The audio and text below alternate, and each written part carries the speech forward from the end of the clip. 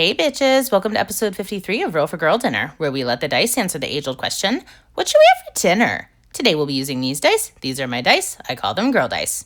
Now let's get started with a roll for protein. 3. Chicken nuggets. Today we'll be using these yummy Dino Buddies chicken nuggets, and I don't know about you, but if I know that something is yummy, it's probably also not my buddy. But I'm not here to judge your friendships or your cannibalism habits. Next up, let's roll for some cheese. 8. Roll 2 dice.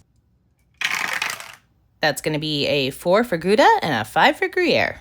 Today we'll be using up the last of this Beamster Gouda, or better said, Gouda, and then also the Dietz & Watson Gruyere. But also, I need help because one of you corrected me on the pronunciation of the Beamster, and I can't find that comment. Now it's time to roll for some vegetables. That's a roll 2 dice and a roll 2 dice. That's going to be a 3 for broccoli, a 6 for sugar snap peas, and a double 10 for double kale. I guess today seems to be a double-double kind of day, so let's get all of this on the plate and see if we have room for anything else. Moving on to the roll for carrier. 3. Cheese crisps. Today we've got these Sonoma Creamery Pepper Jack cheese crisps, and I am so excited to try these. They've been sitting on the counter for quite some time now. Move over, kale, and please be good cheese crisps. Now let's roll for some Razzle Dazzle. That's an 8 for Mama Lil's asparagus and an 11 for black olives.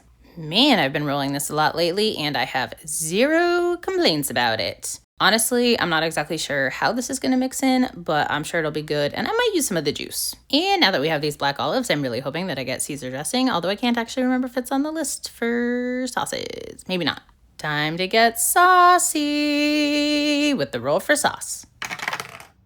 6. Spicy chili crisp. Okay, so no kale Caesar salad today, but spicy chili crisp always has a lot of potential, including makeshift spicy chicken parm. Now let's wrap this up with a roll for sparkling water. 3. Sunshine. This one's a new flavor for me, and I'm pretty excited to try considering the last one became my new hyperfixation. So we'll see if this one follows suit. And now, because it's Saturday, go with it. We roll for silly little beverage. 2. Red wine. Today I've got a new release from a wine bar I love here in Seattle. It's called We Rise, and this is their brand new Cabernet. Let's eat, bitches. But first, as always, we need our got a pocket full of sunshine. And our red wine. As you may be able to tell from the not quite full bottle, I've already tried this one, and I really like it. Now, where's my leftover coffee? All right, I think it's time to give this a try. I'm not really sure how I feel about this. No, I think I am sure how I feel about it. I don't like it. But we've got plenty else here, so let's try this fuck-ass salad. Oh, this is much better than I expected it to be. I basically dumped everything except for the Gruyere, the spicy chili crisp, and the chicken nuggets. Oh, and of course the cheese crisps into this. And I thought it was going to be fine, but it was good. Also, this makeshift chicken parm, excellent. Throw it on a cheese crisp, and this is the new snack. Let me tell you, this is the girl dinner. And about these cheese crisps, because I really like the pizza ones, I love these ones. For being pepper jack flavored, they're a little bit spicier than I would expect, but in a good way, in a really good way. Piling the salad on top of these cheese crisps, also really, really good. I don't know that I can say enough about this meal. Also, this wine, absolutely phenomenal. Now, if red wine isn't your thing, they also released a Blanc de Blancs and a Rosé. Those two things aren't my thing, but I'll stick with this one. It's good. And of course, we come to the point in the episode where I ask myself, if I were playing a character who would rate this girl dinner a perfect 10, who would I be?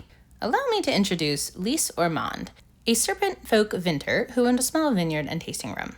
Now, you'd think that she'd be living the good life, and she would have been if it weren't for the local Chamber of Commerce, who says it exists to, quote, promote and support the interests of its members and the local business community.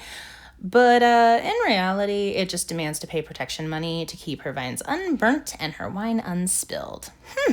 Wonder who's going to do such a thing if she didn't pay up. Paying these dues nearly bankrupted her, though to make matters worse, when she went to the mayor's office to ask for his help in the matter, she learned that they were one of his biggest donors. Knowing that she was not the only one impacted by this, she went and sought the help of a friend at a local monastery to train her in combat. Unfortunately, their combat style required legs, so she was really only able to learn some minor fundamentals.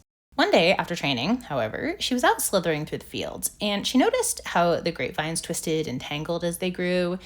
And this struck a chord, so she began mimicking the path of the vines, twisting her body this way and that. Practicing that movement and combining it with the fighting that she had already learned, she created her own monk style that she called the Way of the Twisting Vine. From now on, she would keep that protection money. Thank you. Perhaps there would be no one to protect her from the Chamber of Commerce, but the better question was now, who would protect the Chamber of Commerce from Lise? If I were her, I would rate this a perfect 10. As it is, I, Kendra, give it a 9.5. I got a pocket full of sunshine. Ruined by the luck. This is my meal. I call this girl dinner. Girl dinner. Girl dinner.